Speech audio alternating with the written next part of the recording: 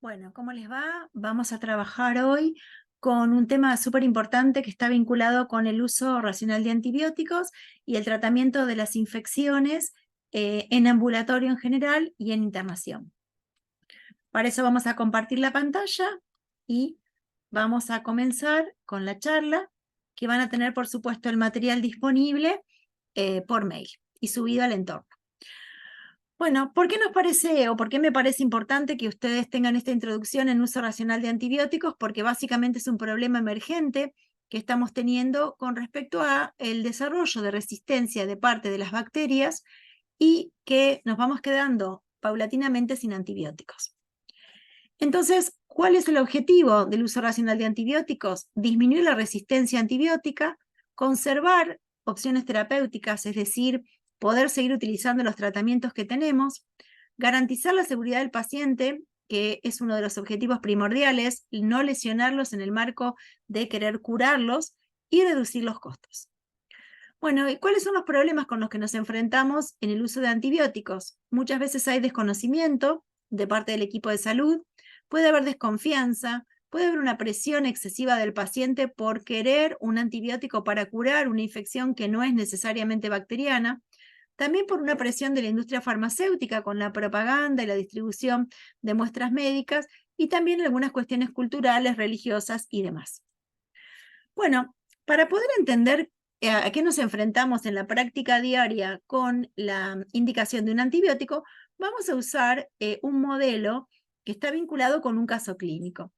Fundamentalmente hay un cambio en esta relación médico-paciente. Recuerden que pasamos de una situación hegemónica donde el médico tenía todo el poder y era un modelo más bien paternalista. Aquí tienen algunas expresiones como nosotros indicamos lo que hay que hacer, el paciente es pasivo.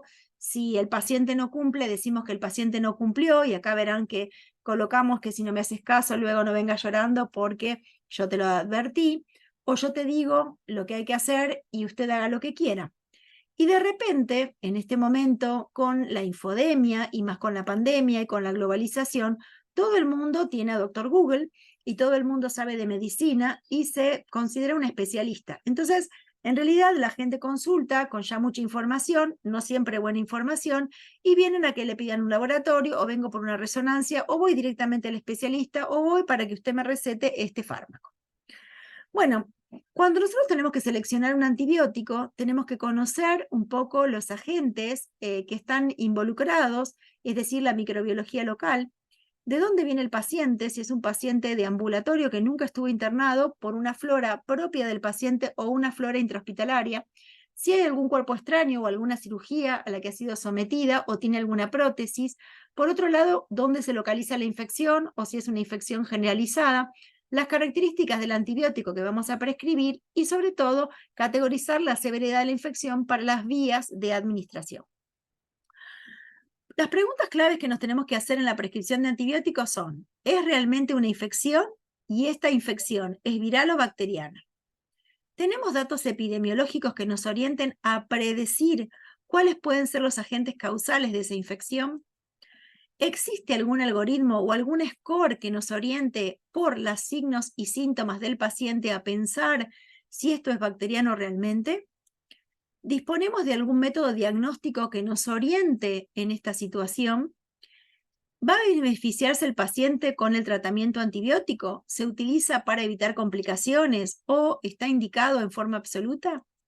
¿Sabemos qué bacterias responsables y cuál es la resistencia de esas bacterias disponibles?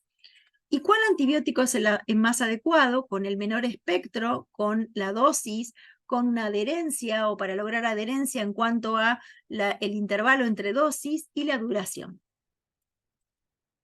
Para ello vamos a tomar un ejemplo. Ustedes tienen aquí una infección frecuente como es una angina o faringitis, y en esta imagen vemos las amígdalas y vemos en esta imagen amígdalas de tipo crípticas con un exudado blanquecino. Vamos entonces a presentar un caso clínico y vamos a ir a tratar de analizar cuándo uno utilizaría antibióticos en faringitis y ver algunos errores, algunas presiones que tenemos en la práctica diaria. Bueno, el paciente concurre por un cuadro de un día de evolución, de fiebre, con estornudos, tos y dolor de cabeza. El médico que lo recibe lo revisa, mira su garganta, puede ver algunas de estas dos imágenes o puede ver, digamos, una imagen mucho más eritematosa en las amígdalas y en la lengua, con una lengua saburral, y le parece que el cuadro, por las características de la signosintomatología y de la evolución, inicialmente es un cuadro viral, refiere al paciente que no hay que tomar ningún antibiótico y entonces lo deriva al hogar. Aquí el 50% de los pacientes vuelven al hogar con un pensamiento contradictorio.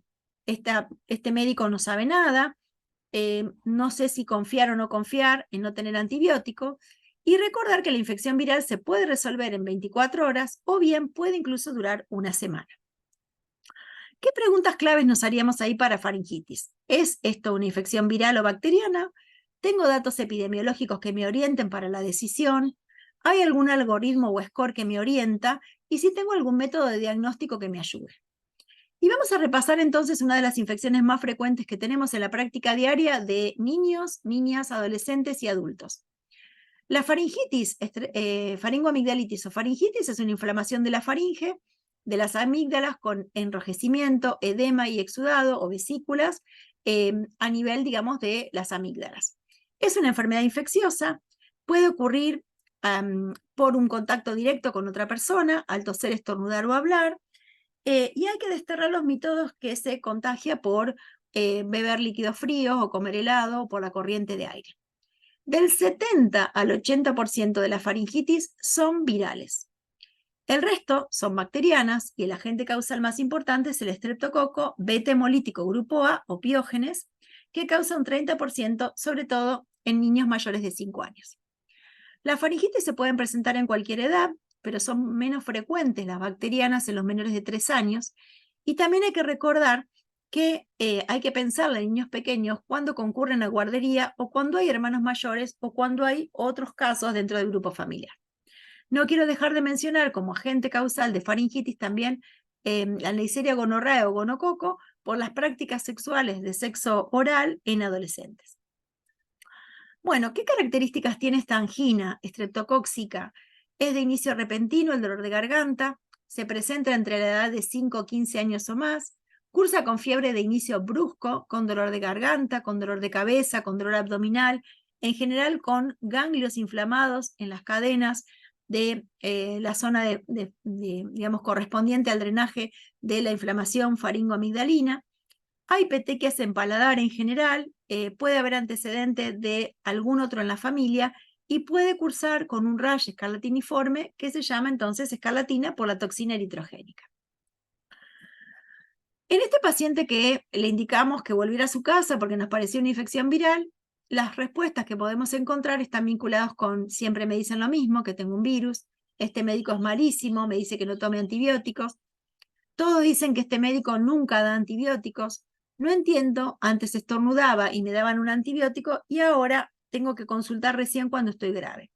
Con esto nos enfrentamos en la práctica diaria. Bueno, en la evolución la infección viral progresa y al tercer día el 50% de los pacientes que juraron no volver aparecen de nuevo en la consulta y refieren que se siguen encontrando mal y que no saben lo que tienen. Si el médico sigue pensando que se trata de un cuadro viral, analizando los parámetros que vimos y analizando el examen físico del paciente, se resiste a prescribir un antibiótico y el 50% de los pacientes discute y el 70% vuelve a su hogar. Con muchas de estas expresiones, no sé para qué vuelvo, si ya sé lo que me va a decir, cuando esté en el hospital internado grave, ahí se va a acordar de mí y ya ahí me pondrán los antibióticos. Llegamos al quinto día, el paciente vuelve al centro de salud exigiendo un antibiótico. Sin embargo, en algunos casos seguiremos postulando que la infección es viral, de acuerdo al examen físico y a la sintomatología.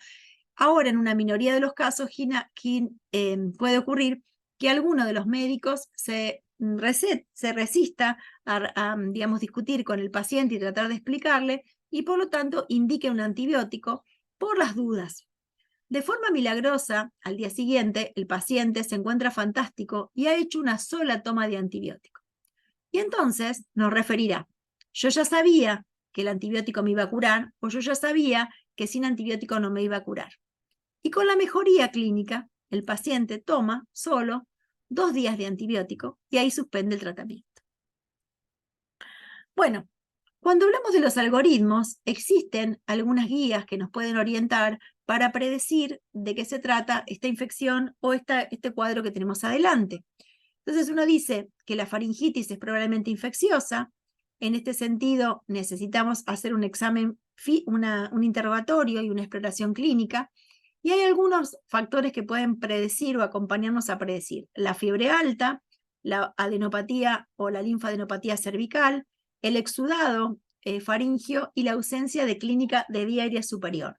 Con esto se pueden dar puntajes y entonces uno dice que si tengo 3 o 4 puntos y es una persona mayor de 5 años, puede utilizar una metodología diagnóstica como es el test de antígeno, que es un test rápido. Ese test rápido tiene un valor predictivo positivo, pero si es negativo, debo hacer el cultivo tradicional y en estos casos, de acuerdo a los resultados, hacer tratamiento antibiótico. Si tengo menos de estos 3 o 4 puntos, tengo que pensar que probablemente este cuadro sea viral y tengo que mantener la observación con pautas de alarma y con una cita a las 48 horas del paciente. ¿Pueden complicarse la faringoamigdalitis? En general, las víricas no se complican y se curan solas. En el caso especial de la mononucleosis infecciosa, es una forma de debut con fiebre alta, con un exudado blanquecino en las amígdalas.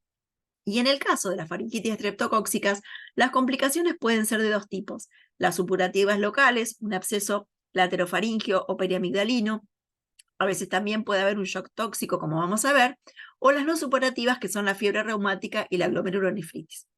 El tratamiento en general de la faringitis estreptocóxica está determinado en evitar las complicaciones locales y las no supurativas. Los pacientes con faringitis estreptocóxica, si decidimos tratarlos, deben ser tratados durante 10 días con dosis adecuadas, no supradosis, con intervalos adecuados y con antibióticos adecuados. Para el tratamiento de la faringitis estreptocóxica, en el caso de la población general, utilizamos la penicilina o la amoxicilina, porque el estreptococo sigue siendo sensible a este antibiótico. Y recordar que aquellos que son alérgicos a la penicilina, podemos utilizar los macrólidos o podemos utilizar clindamicina. Aquí tienen ustedes un cuadro con respecto al tratamiento de faringitis estreptocóxica para pacientes no alérgicos a la penicilina. Fíjense que las dosis son bajas, penicilina, amoxicilina, o en aquellos que no van a cumplir, penicilina benzatínica, y en el caso de los pacientes alérgicos a la penicilina, las alternativas. Recordar que, de acuerdo al antibiótico que utilizamos, los días de tratamiento, salvo para el uso de acitromicina, que son 5 días, para el resto son de 10 días. Bueno, ¿qué me parece importante? Por una alerta que vamos a visualizar, recordar que los estreptococos se clasifican en estreptococo beta hemolítico de grupo A, o sea, beta hemólisis grupo A es el piógenes, beta hemólisis grupo B es la galáctea que provoca sepsis neonatal. En el caso del estreptococo beta hemolítico C y G, otros grupos no agrupables, el bovis que es el D y el viridans que es parte de la flora habitual de nuestra garganta, y el estreptococo pneumoniae que produce en general las neumonías. Interesante recordar esta clasificación por los informes que ustedes van a recibir, por ejemplo, del laboratorio. Bueno, quiero manifestarles que estamos con una alerta nacional, esto es de fecha de noviembre del 2023, sobre situación de emergencia de estreptopiógenes, este es el estreptococo grupo beta hemolítico grupo A, que marca entonces que tenemos en Argentina una detección de un clon especial que es el M1UK, con 7 casos de un sublinaje M1, que ha generado una toxina superantigénica distinta a la que veníamos teniendo y por lo tanto un riesgo de enfermedad invasiva severa, incluso con muerte. Esta situación no es una situación exclusiva de Argentina, fíjense que esto es muy actual, del 28 de noviembre de ayer, donde también se publican los casos que han ocurrido a nivel mundial por este estreptococo. Para analizarlo vamos a utilizar una información de una charla a la que agradezco del doctor Gustavo Escurra, donde vamos a analizar que este estreptococo es un coco gram positivo, que puede provocar infecciones de vía superior como la angina, pero que también puede provocar sobre todo enfermedad invasiva.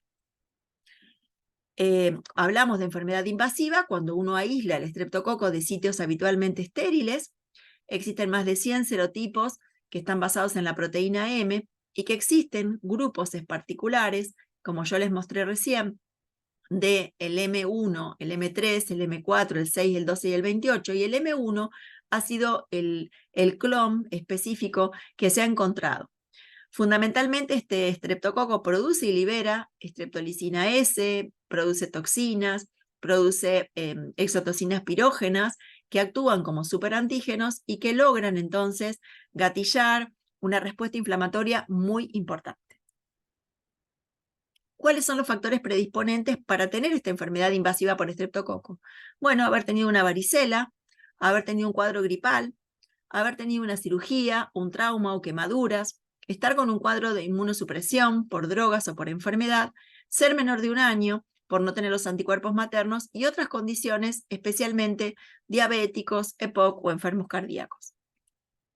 ¿Cuáles son las manifestaciones clínicas? Bueno, puede haber infecciones de piel y partes blandas por estreptococo, desde piodermitis hasta celulitis, infecciones osteoarticulares, infecciones pleuropulmonares, fiebre sin foco, fascitis necrotizante, infección del sistema nervioso central, shock, sepsis y shock tóxico o séptico, peritonitis, y en general muchos de estos cuadros, en esta emergencia que vimos, están evolucionando a una disfunción o a una falla multiorgánica. ¿Cuál es el enfoque terapéutico de estos cuadros? Es la antibiótico terapia precoz, se utiliza penicilina con clindamicina, o en los casos severos de internación en terapia intensiva, vancomicina y clindamicina. Hay que hacer un intenso manejo de los fluidos corporales y evaluar quirúrgicamente para debridar. ¿Cómo se hace la prevención? Bueno, en el caso de los factores predisponentes como la varicela y la influenza, utilizar la vacuna. Recordar que no hay estudios para utilización de antibióticos preventivos en la mayoría de los contactos de estos casos, que se han utilizado también, búsqueda activa de exudados en los contactos, que tampoco ha demostrado ser efectiva, y lo más importante es recordar que hay que alertar a los contactos de un caso severo y que busquen asistencia inmediata. Por supuesto, es importante que hay algunas propuestas de antibióticos, pero que en general no las recomendamos. ¿Cuál es la clínica de estos cuadros? Es decir, estos cuadros cursan con un síndrome febril de inicio brusco, acompañado de un rash, y este rash tiene que llamarles la atención. Y si el paciente no tiene buen estado general y tiene este rash, rápidamente lo importante es tomar la tensión arterial, ya que si el paciente se encuentra hipotenso, ya estamos entrando en una fase de shock tóxico. Vamos a encontrar una descamación 1 o 2 semanas después, pero esto será retrospectivo. Y sí vamos a ver cuadros que agregan compromiso gastrointestinal o muscular como mialgia. Por ejemplo, vamos a encontrar también hiperemia conjuntival. Podemos encontrar alteraciones hematológicas a nivel renal, a nivel hepático y hematológico, como plaquetopenia. Y vamos a encontrar cultivos de sangre, de líquido cefalorraquídeo y hemocultivo negativos para otros agentes, porque esto está mediado en general por una toxina, pero si es un shock séptico, podemos encontrar los hemocultivos positivos. Vamos a clasificar el caso entonces como a partir entonces del aislamiento del beta-hemolítico en un sitio supuestamente estéril, como sangre, líquido cefalorraquídeo, o a partir de un punto no estéril, como faringe, esputo y vagina, y estos signos, como mencionamos, que pueden estar involucrados. Vamos a decir que es un caso definitivo cuando cumple los criterios 1A, 2A y 2B, los vuelvo a marcar acá, 1A, 2A y 2B, o vamos a considerar un caso probable cuando cumple los criterios 1B, 2A y 2B y no hay otra causa que justifique la enfermedad. En este cuadro tienen también la diferencia entre los dos tipos de shock tóxico, el estafilocóxico y el estreptocóxico en niños, donde ustedes ven factores predisponentes, los sitios de infección, el tipo de infección que se presenta y la presencia en los dos, sobre todo, de dolor, sobre todo en el estreptocóxico, y también la presencia de rash en estreptocóxico y estafilocóxico. Y ven aquí también en niños algunas características de la clínica, la presencia de cuadros gastrointestinales, la presencia de lesiones necrotizantes en piel y en tejido muscular, la posibilidad de aislamiento de las bacterias más alta en estreptococo que estafilocóxico y la mortalidad entre un 3 y un 10%. Aquí tienen un poco la cinética o la cronología de la aparición de los signos y síntomas del shock tóxico y los diagnósticos diferenciales con otros shock tóxicos, con enfermedad de Kawasaki, con escarlatina, con sarampión y con el debut de lupus eritematoso sistémico. Dejando el estreptococo de lado, hay otra bacteria que la tenemos en piel junto con el estreptococo, que es el estafilococo. Existe también el shock tóxico por estreptococo, pero también tenemos el shock tóxico por estafilococo, que se conoce con las siglas de SST. Este también cursa con fiebre, con escalofríos, con hipotensión y exantema. Fíjense en las imágenes. Este cuadro también cursa con vómitos, con diarreas, con mialgia, con hiperemia en las mucosas y cursa luego con alteraciones hepáticas, renales y con plaquetopenia. Este shock tóxico fue descrito inicialmente asociado con el uso de tampones durante los periodos menstruales que estaban contaminados con estafilococo y también recordar que en las últimas 2 décadas hay una serie de casos no relacionados con tampones, con muchas situaciones como secundario a neumonía, secundario a heridas quirúrgicas, secundario a heridas cutáneas. Es una enfermedad aguda, febril exantemática, que cursa con hipotensión. Sí, hay un grupo que puede estar vinculado con el uso de tampones en las mujeres, pero también existe alguno que está vinculado con un foco evidente o aún sin causa. Recordemos entonces que el síndrome de shock tóxico puede ser producido por la toxina del estafilococo, pero también puede ser producido por el con el Streptococcus pyogenes, como vimos antiguamente, y aquí tienen algunos cuadros relacionados con el rol del estafilococo en muchos de los procesos infecciosos.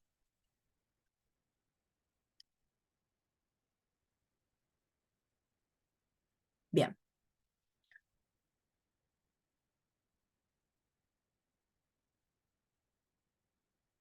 Bueno, pasando a otras infecciones importantes, vamos a hablar de las infecciones respiratorias agudas.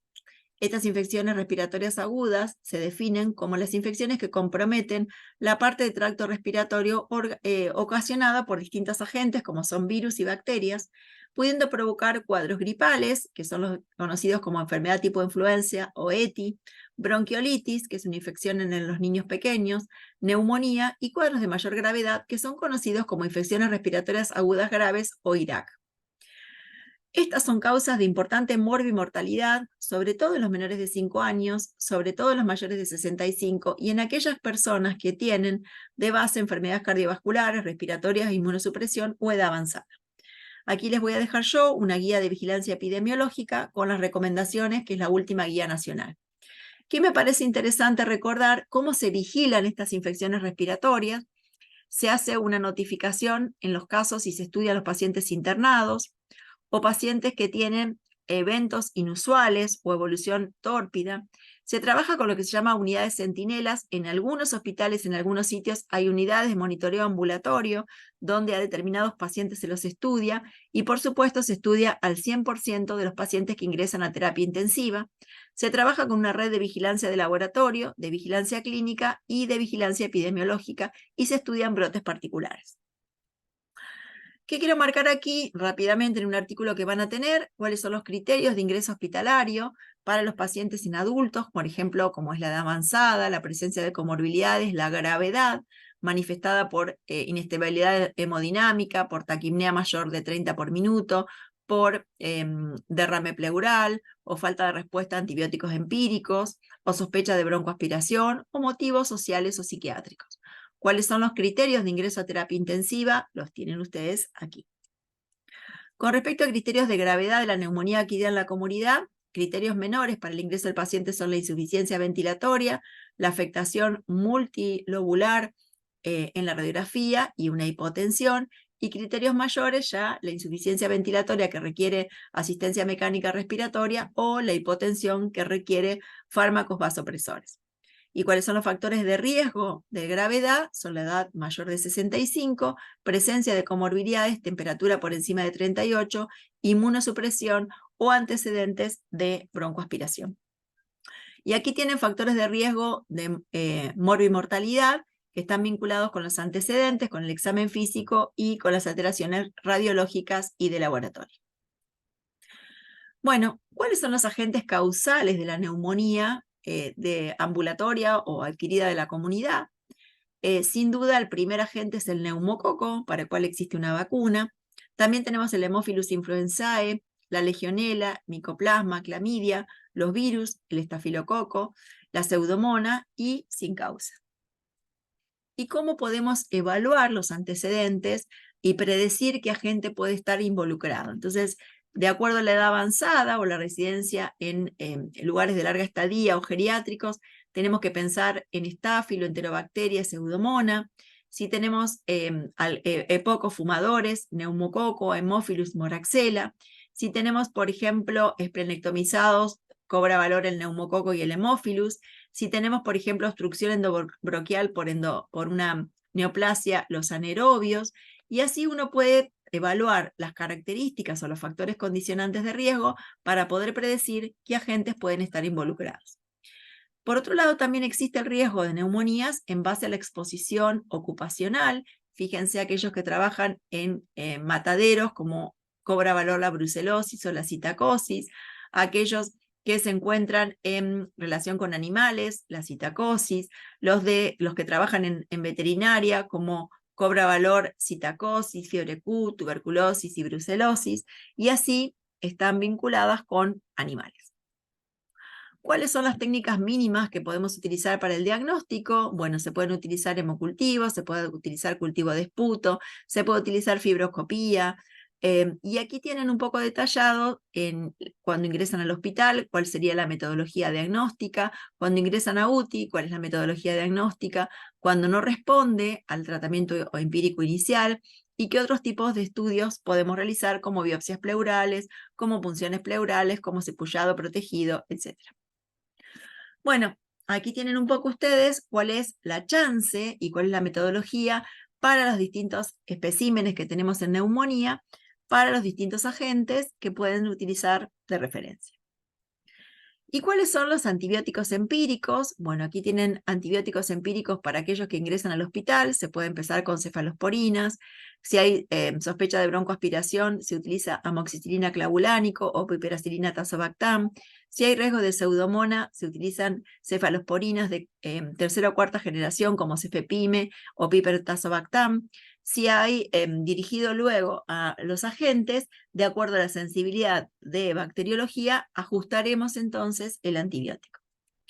Y en el caso de las recomendaciones de tratamiento ambulatorio de neumonías, fíjense que si los pacientes son mayores de 65 años sin comorbilidades, se puede iniciar con amoxicilina. En los mayores de 65 con comorbilidades se utiliza amoxiclavulánico.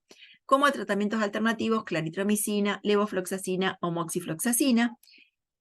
Y en el caso de tratamiento empírico inicial para SALA, aquí tienen ustedes ampicilbactam más claritro, o alternativos cefalosporina, levofloxacina o moxifloxacina. Bueno, otra de las infecciones respiratorias que es interesante recordar es la tos convulsa o la coqueluche.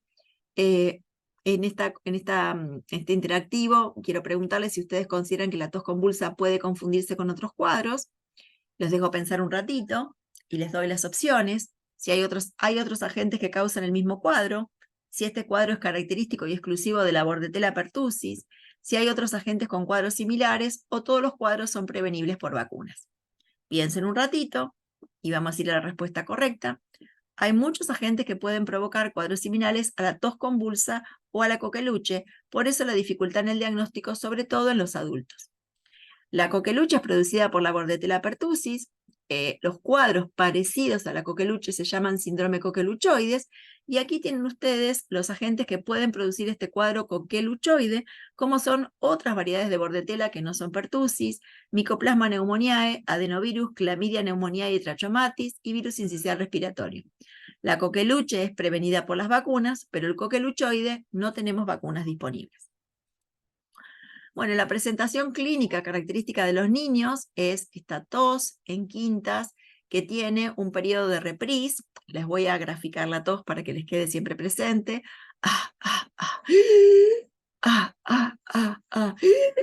Y en general está acompañada de una secreción filante, como si fuera clara de huevo. En general, los adolescentes y los adultos no se sospecha la enfermedad porque la clínica no es tan característica del paroxismo. ¿Qué tipo de estudios se utilizan para el diagnóstico de tos convulsa?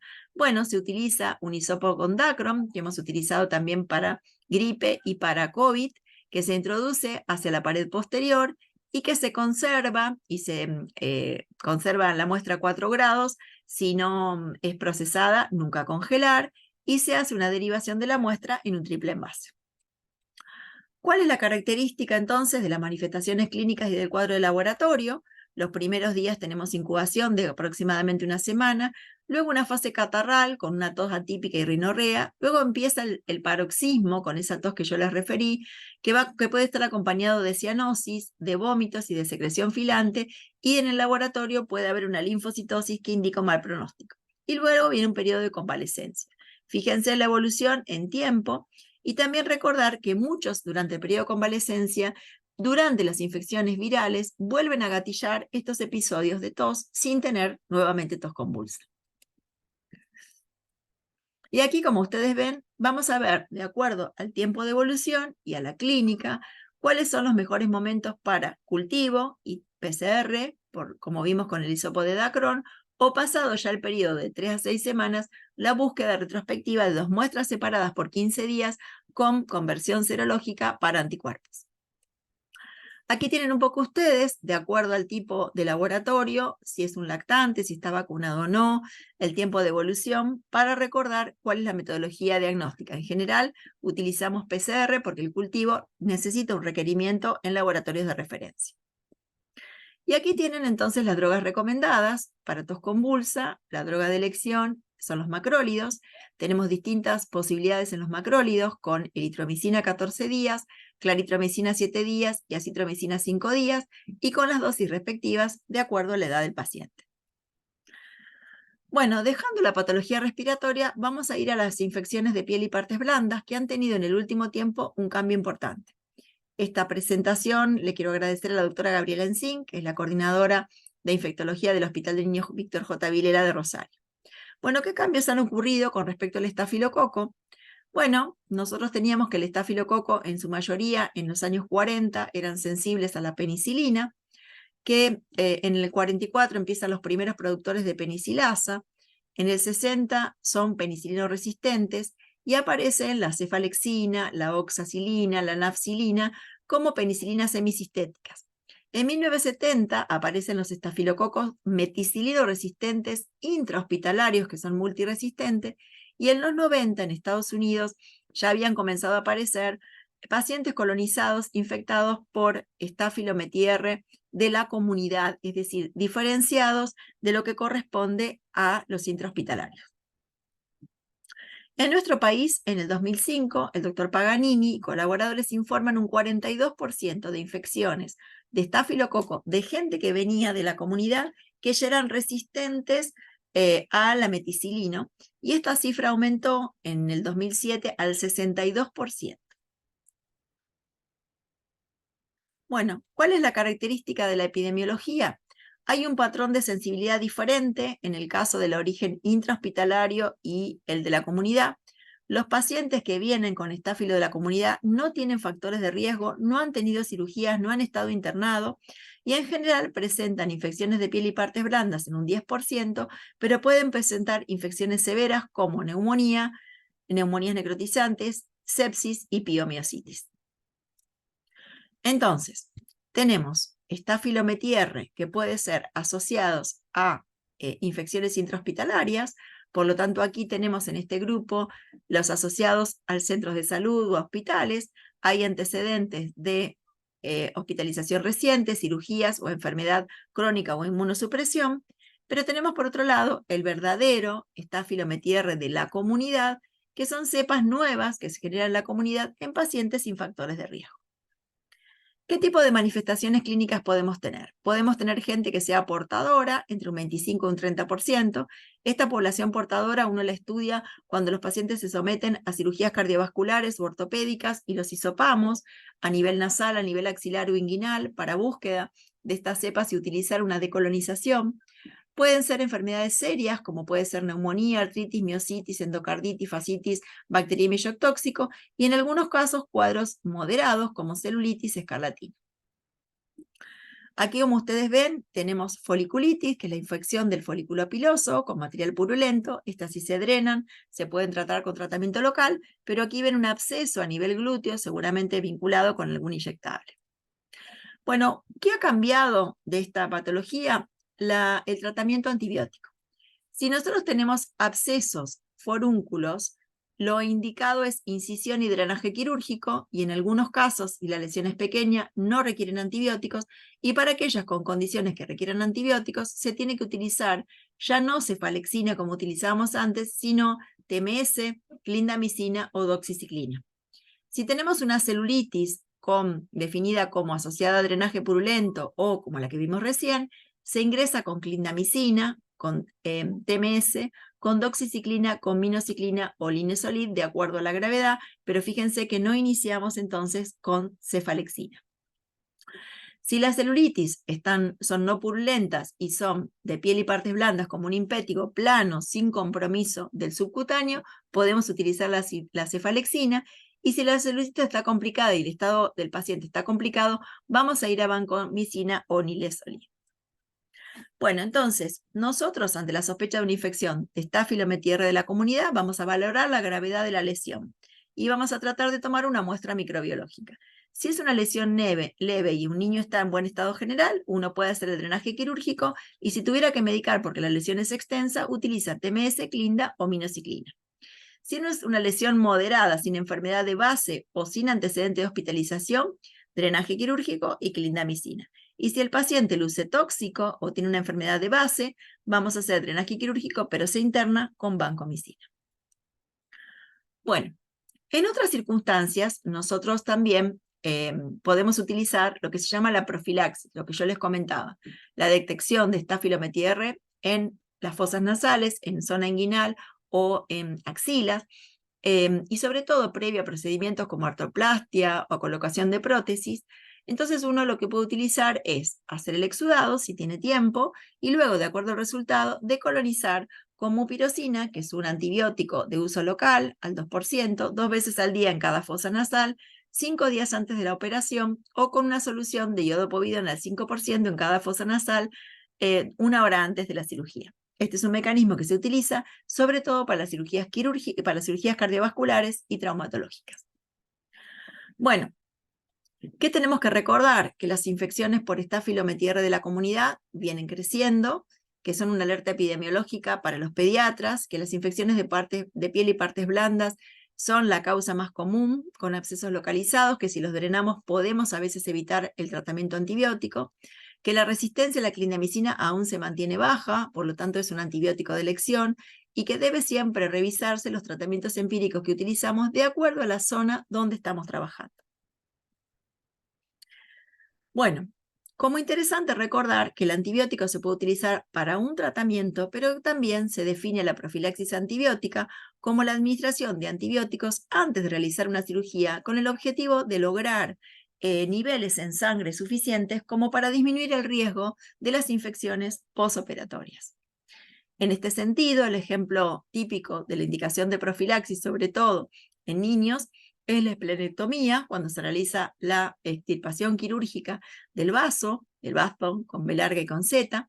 Recordar que estos pacientes, por la funcionalidad del vaso de ocuparse de fagocitar a los gérmenes capsulados, en los primeros 3 a 5 años de la esplenectomía hay un riesgo de infecciones severas muy importante. En este sentido, para los niños, más discutido en los adultos, se utiliza la profilaxis antibiótica durante los primeros 2 años, sobre todo con penicilina o amoxicilina, para tratar de evitar las infecciones severas de capsulados que son neumococo, meningococo y hemófilos. En otras circunstancias, la profilaxis que utilizamos puede ser como, por ejemplo, una profilaxis tratamiento. En realidad, estas indicaciones están vinculadas con las mordeduras humanas y mordeduras de animales. La infección en general por mordeduras suele ser polimicrobiana y depende del agente agresor. Está constituida sobre todo por estreptococos, por estafilococo, por anaerobios, y en general se tiene que distinguir de acuerdo a la mordedura y las características del huésped. Se recomienda en general una profilaxis antibiótica de corta duración en lactantes, en mordeduras en cara, en manos y en pies, o en área genital, en heridas que ya tienen infección, por lo tanto no sería una profilaxis sino un tratamiento, en aquellos casos donde la consulta se hace diferida luego de 12 horas, en mordeduras graves donde hay edema y aplastamiento, en heridas penetrantes profundas y en el caso de los pacientes inmunocomprometidos o que no tienen el vaso. ¿Qué antibióticos se utilizan? Bueno, tratando de predecir la flora del agente agresor, se utilizan en general amoxicilina clavulánico entre 3 y 5 días, algunos lo extienden a 7, y en caso de mala evolución hay que trabajar fundamentalmente para una antibiótico terapia endovenosa y una exploración quirúrgica de la herida. Bueno, terminando ya con esta clase, creo que los antibióticos siguen siendo nuestros aliados siempre y cuando los utilicemos bien. Han salvado millones de vidas y es imprescindible que nosotros revisemos nuestra práctica diaria para usarlos adecuadamente. Son solo efectivos cuando la infección es bacteriana y la mayoría de las infecciones en la infancia y en el adulto suelen ser virales. La fiebre no se tiene que tratar con antibióticos y la fiebre implica una defensa del cuerpo y no significa que tener fiebre implique el uso de antibióticos. La ley prohíbe vender antibióticos sin receta y es muy importante, como vamos a ver ahora, una ley de avanzada en Argentina, que es la ley de resistencia a los antimicrobianos. No se deben utilizar antibióticos que hayan sobrados, ni tenemos que utilizar antibióticos porque un vecino o un pariente nos lo recomiende. Los antibióticos se tienen que tomar en la dosis adecuada, durante el tiempo adecuado, con el intervalo adecuado. No se tienen que suspender los antibióticos porque los signos y síntomas mejoraron. El caso típico es la angina, como vimos, que tiene que mantenerse el antibiótico durante 10 días, salvo la acitromicina. Los antibióticos son medicamentos seguros, pero hay personas que pueden tener alergias severas y en estos casos se debe consultar rápidamente al médico. Si los utilizamos en forma indiscriminada, vamos a hacer a las bacterias resistentes y los antibióticos han de utilizarse en ciertas precauciones fundamentalmente durante el embarazo, durante la lactancia y en aquellos pacientes que consumen otros medicamentos para ver las interacciones. Es muy importante recordar que estamos en una lucha del uso racional de antibióticos en lo que se llama una salud, es decir, la importancia que la salud humana está interrelacionada con la salud animal y con el medio ambiente. Ejemplos de las pandemias nos han manifestado esta situación. Y quiero mencionar que en Argentina se sancionó la ley 27680 de prevención y control de resistencia a los antimicrobianos. Esta ley trabaja sobre cómo deben utilizarse o deben prescribirse los antibióticos en forma de recetas archivadas. Por otro lado, el uso de las muestras gratis y por otro lado también cómo completar los tratamientos antibióticos con las dosis adecuadas para que no sobren medicamentos. Bueno, hasta aquí ha sido una charla que estuvo vinculada con el uso racional de antibióticos, que estuvo vinculada con algunas de las infecciones, y yo les voy a compartir material para que ustedes puedan tener mucho más. Bueno, les agradezco la atención y seguimos en contacto y por supuesto espero que les vaya muy bien en el examen. Gracias.